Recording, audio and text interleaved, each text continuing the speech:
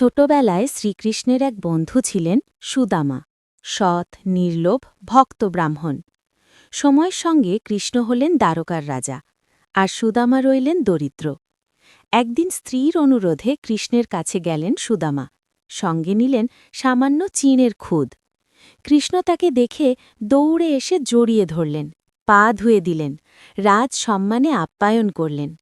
যখন কৃষ্ণ জানতে চাইলেন, আমার জন্য কি এনেছিস, লজ্জায় সুদামা পুটলি খুললেন। কৃষ্ণ হাসলেন, চোখের জলে ভেজানো চিঁড়ে, এটাই তো সবচেয়ে মিষ্টি উপহার। বন্ধুর সঙ্গে গল্পে মগ্ন হয়ে সুদামা নিজের দারিদ্র্যের কথা বলতেই ভুলে গেলেন। কৃষ্ণ কিছু না বলেই তার মনের কথা বুঝে নিলেন। বাড়ি ফিরে সুদামা দেখলেন কুঁড়েঘরের জায়গায় রাজপ্রাসাদ। স্ত্রীর চোখে জল, দেখো, শ্রীকৃষ্ণ আমাদের অভাব দূর করে দিয়েছেন। এই গল্প শেখায়, সত্যিকারের ভক্তি ও ভালোবাসা কখনো অমূল্য হয় না।